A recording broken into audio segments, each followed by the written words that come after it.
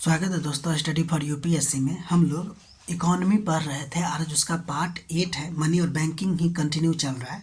तो हम लोगों ने इससे पहले क्या कहते हैं उसको एमएसएफ के बारे में पढ़ लिए थे। अब हम लोग बीपीएलआर के बारे में पढ़ेंगे, ठीक है। देखिए ये बीपीएलआर क्या होता है, तो बेस प्राइम लैंडिंग रेट होता है। ध्यान दीजिए ये होता क्या है, पहले देखते हैं। तो एक न्यूनतम ब्याज दर होता है जिस पर बैंक जो है ना अपना सबसे गुड बोरोअर, जो कि अच्छा या भरोसामंद ग्राहक होता है, उसको लोन देता है।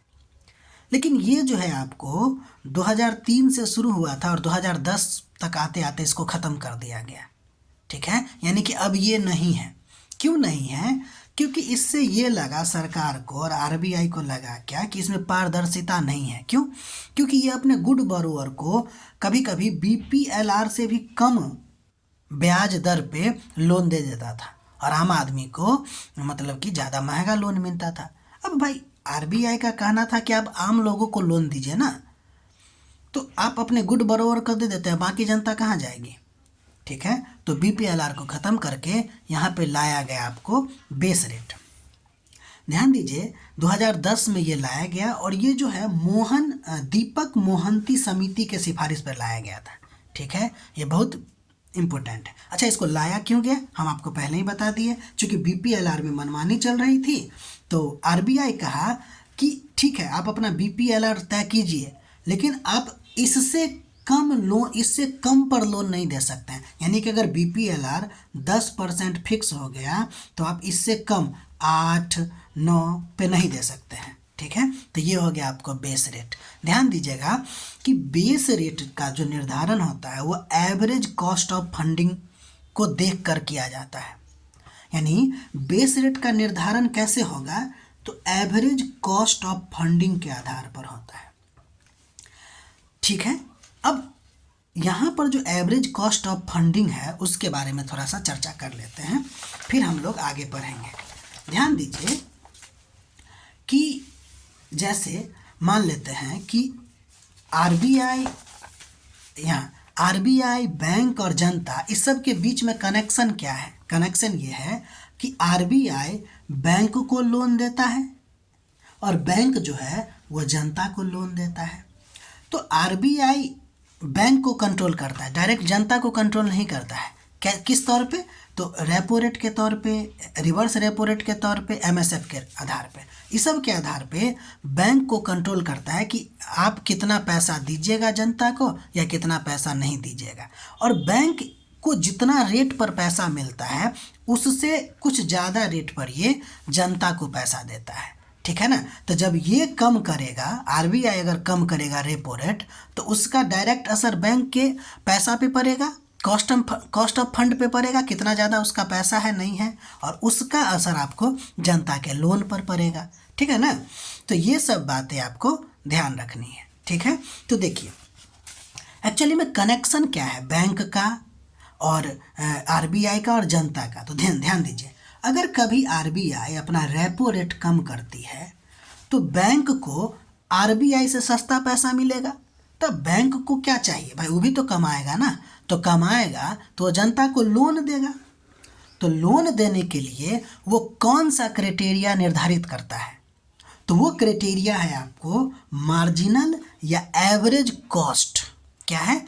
Average cost. तो होता क्या है कि जब आपको रेपो रेट कम होती है तो बैंक को आरबीआई से सस्ता रेट प्राप्त होता है, सस्ता पैसा प्राप्त होता है, और फिर इससे होता ये है कि जो मार्जिनल या एवरेज कॉस्ट है वो घटती है, ठीक है। वो घटती है तो बीपीएलआर या फिर एमसीएलआर या बेस रेट भी घटता है और फिर जनता को जो है लोन सस्ता मिलने लगता है, ठीक है। तो ये आपको कनेक्शन है। तो यहाँ पर जो मार्जिनल या फिर एवरेज कॉस्ट रेट है उसको हम लोग समझने का कोशिश करते हैं, ठीक है। देखिए अभी ये हम क्यों पढ़ रहे हैं, क्योंकि बीपीएलआर में आप देखें कि एवरेज कॉस्ट ऑफ फंडिंग के आधार पर आपको रेट तय होती है किसका? जनता को लोन देने का। तो भाई ये एवरेज कॉस्ट ऑफ फंडिंग होता क्या है? तो देखिए बैंक ने अब तक जो भी पैसा जमा किया, चाहे वो एफडी के तौर पे या सेविंग के तौर पे या बॉन्ड के तौर पे, उस पूरा पैसा को क्या किया जाता है, औसत निकाला जाता है। ठीक है, कि कितना ब्याज उस पर देना पड़ता है, क्योंकि अगर आप एफडी रखिएगा तो भी बैंक ब्याज देगा, सेविंग रखिएगा तो भी बॉन्ड के बदले भी ब्याज देना पड़ता है।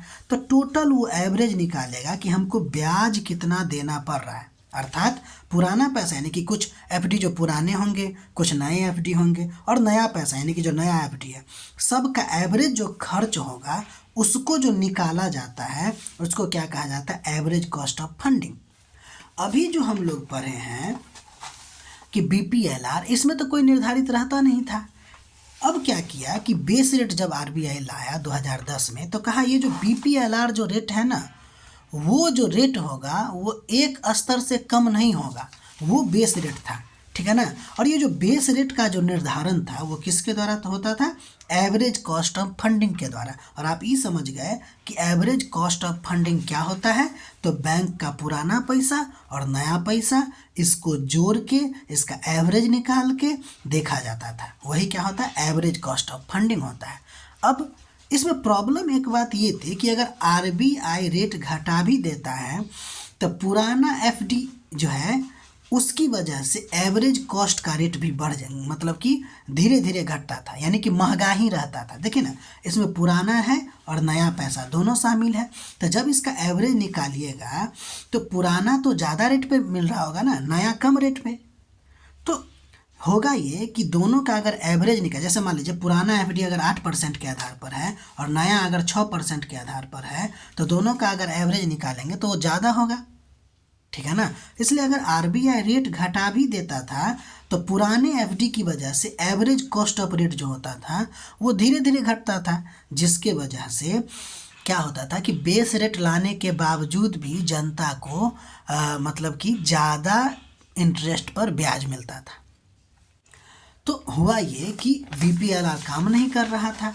ठीक है, यानी कि बेस रेट ठीक से काम नहीं कर रहा था। तो इसको छोड़ के फिर लाया गया आपको एमसीएलआर। अब एमसीएलआर में हुआ क्या कि मार्जिनल कॉस्ट ऑफ फंड या फंड बेस्ड लैंडिंग रेट देखा गया, यानी कि जनता को जो लोन देने की बात कही गई वो एमसीएलआर पे कहा गया। एमसीएलआर को 2016 में लाया गया था और कहा कि अब हम जो है ना बेस रेट का निर्धारण जो एवरेज कॉस्ट ऑफ फंडिंग पे करते थे वो न करके मार्जिनल कॉस्ट ऑफ फंडिंग पे करेंगे। ठीक है, मार्जिनल कॉस्ट ऑफ फंडिंग मतलब क्या हुआ देखिए।